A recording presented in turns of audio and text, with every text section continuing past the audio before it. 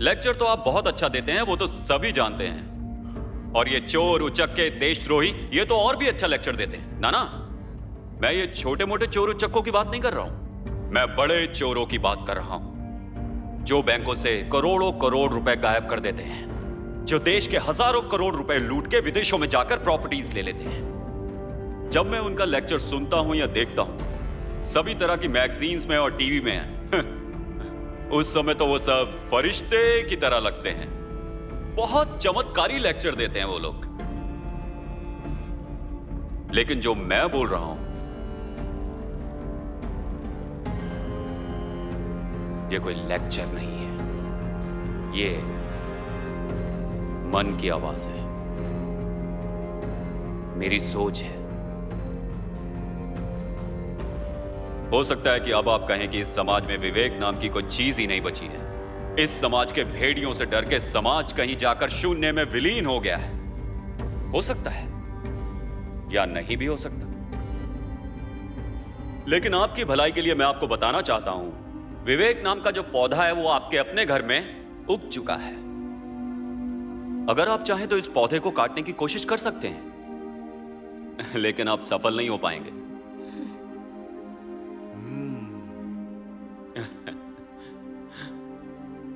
मां, मां, मां, सोचो कि इस टेबल के ऊपर एक फुटबॉल रखी है। अचानक से कोई फुटबॉल को जोर से किक मार देता है। फुटबॉल बहुत तेजी से जाके दीवार को लगती है और वापस आके आपके शरीर को लगती है, और आप जज साहब के साथ चकराकर जमीन पर गिर जाते हैं। जज साहब का सर फट जाता है और आपके सामने के 2 दांत टूट जाते हैं। इसमें बेचारे फुटबॉल का क्या दोष है? बताओ ना मां, क्या दोष है उसका? क्या हो गया है तुम्हें? ये सब क्या कह रहे हो तुम? जो सुनने के लिए आप लोग आधी रात तक जागकर मेरा इंतजार कर रहे थे, और मुझे ये सब बोलने की जरूरत थी मां। काफी वक्त से मैंने ये बातें अपने दिल में दबा कर रखी थी।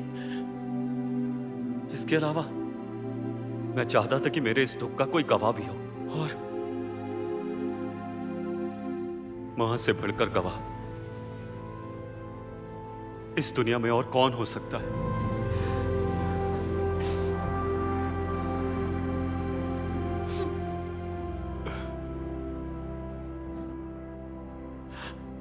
मैं जिस फुटबॉल की बात कर रहा था ना, वो फुटबॉल मैं ही हूं मां।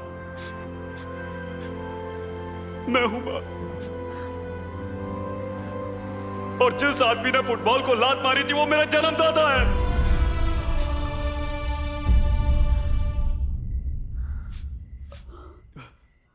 जिन बातों के बारे में मैंने कभी सोचा नहीं, जिनके बारे में कभी सपना भी नहीं देखा, जो बातें कभी मेरी सोच का हिस्सा तक नहीं थी, ऐसी 1000 बातें, 1000 सवाल इन्होंने मेरे दिमाग में डाल दिए, सिर्फ एक किक मार के। जब मैं बैरिस्ट्री पढ़ के वापस देश लौटा, मैं दिन रात यही सोचता था कि कानून की मदद करूंगा। हमेशा असहाय लोगों की मदद करना चाहता था। गंभीर से गंभीर केस भी होगा तो मैं उसे सॉल्व कर लूंगा, ऐसा सोचता था लोगों को न्याय दिलवाऊंगा। लेकिन जिंदगी में एक नया मोड़ आ गया।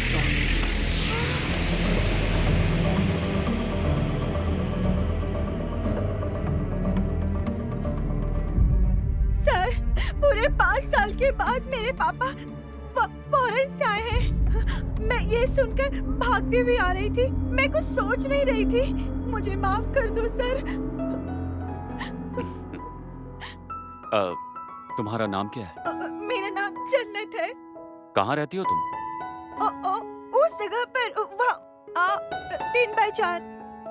अच्छा ठीक है, जा। मुझे वो लड़की बहुत अच्छी लगी। काम के बीच में मैं उसी के बारे में सोचता था। एक दिन उसको देखने की मेरे दिल में इच्छा हुई। वहां जाकर मैं हैरान हो गया। उन्होंने लड़की के बाप को बंद कर दिया था।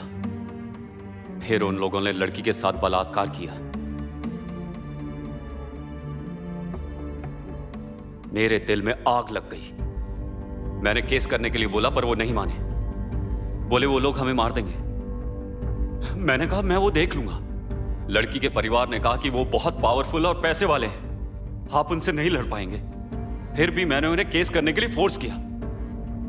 लेकिन जब केस चलते चलते आगे पहुंचा, हमारे प्रिय जज साहब के सामने। Proceed all please. अच्छा मिस जन्नत, यही है वो 3 लोग।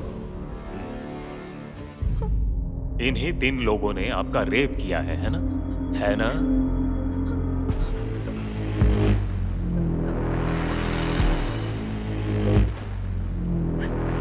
क्या हुआ? बोलो जन्नत। अच्छा, उन तीनों ने एक साथ मिलकर तो आपका रेप नहीं किया ना? तो पहले किसने किया? उन्होंने या उन्होंने या फिर पीछे वाले ने?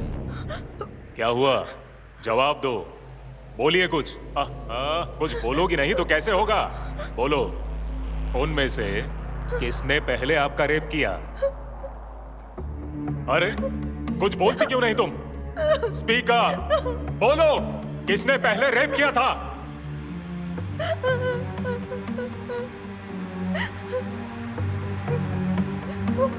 वो जो है उसने पहले मुझे छुआ। अच्छा ये बताइए, आपको कहाँ छुआ था? पैर को या हाथ को या फिर सीने पे?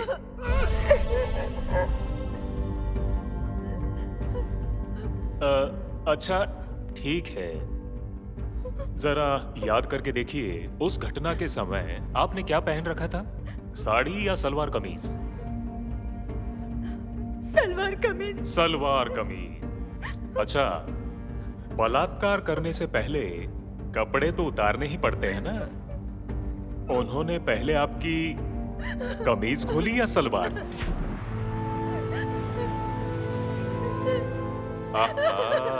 ऐसे चुप मत रहिए, बोलिए बोलिए, कुछ बोलिए।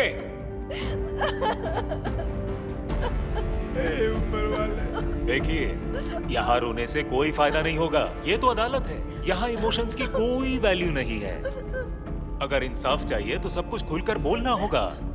बोलिए, अगर किसी औरत के बदन पे कपड़े ना हो और ऐसी सिचुएशन में उसकी मर्जी भी ना हो, तो फिर एक पुरुष उसके साथ कैसे जबरदस्ती करेगा?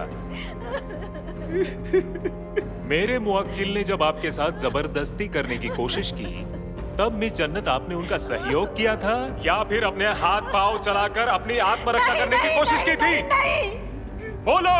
मैं कुछ नहीं बोल पाऊंगी। यहाँ रोने धोने से कोई लाभ नहीं होगा। ये कोर्ट है, याद रखिए।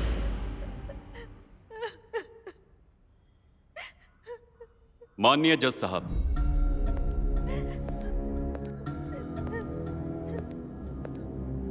ये लड़की, इसके साथ एक बंद कमरे में बलात्कार किया गया और इन 3 जानवरों ने इसका बलात्कार किया। लेकिन आज इस भरी अदालत में खड़े होकर हर सवाल से उसका बलात्कार किया जा रहा है। लेकिन इंसाफ के लिए हर एक पहलू को बारीकी से देखना पड़ता है। सवाल तो मुझे पूछने ही होंगे। मैं मानता हूं, मामले की तह तक जाने के लिए सवाल पूछना जरूरी है, लेकिन अगर वो हर सवाल का जवाब दे भी दे, फिर भी वो सब कुछ नहीं बता पाएगी। इससे बेहतर यह नहीं है कि अगर मेरी मुवक्किल राजी हो तो वो अपने शरीर के सारे कपड़े उतार दे और वो प्रैक्टिकली दिखाए कि उसके साथ क्या और कैसे हुआ था। क्या अदालत ये सब कुछ देखने के लिए तैयार है? मिस्टर समीर, जैसे आपकी मुवक्किल इमोशनल हो गई हैं, वैसे ही आप भी इमोशनल हो गए हैं और अदालत इमोशंस पर नहीं चलती। यस माननीय जज साहब, ये बात मैंने 1000 बार सुनी है। बहुत सारे लॉयर्स भी ये कहते हैं, लेकिन मैं इस पे विश्वास नहीं करता। जैसे इमोशंस मेरे अंदर हैं, मेरी मुवक्किल के अंदर है, वैसे ही हर एक इंसान में होते हैं। ऐसा तो नहीं है कि कानून और अदालत में इमोशंस पर रोक है। इमोशंस यहां भी होते हैं, बिल्कुल होते हैं। अगर कोई अदालत में खड़ा होकर अपशब्द कहे कानून और अदालत का अपमान करे तो अदालत को भी बुरा लगेगा। ऐसे में अदालत कंटेम्प्ट ऑफ कोर्ट का केस लगाकर तुरंत सजा देगी। देगी या नहीं? संविधान के अनुसार हर फौजदारी केस का मुद्दई राष्ट्र होता है, इसीलिए केस को प्रूव करने की जिम्मेदारी राष्ट्र की होती है। अगर देश की इंडिपेंडेंट बॉडीज अच्छे से कोशिश करें तो फिर सारे केसेस को प्रूव किया जा सकता है। लेकिन कोई भी बॉडी स्वतंत्र रूप से काम नहीं करना चाहती है और इसी वजह से इनके जैसे गरीब लोगों को न्याय नहीं मिल पाता है। और यह बात हम सब जानते हैं, यह ओपन सीक्रेट है। अमीर लोग अपने पैसे की ताकत का इस्तेमाल करके कानून व्यवस्था को तहस नहस कर देते हैं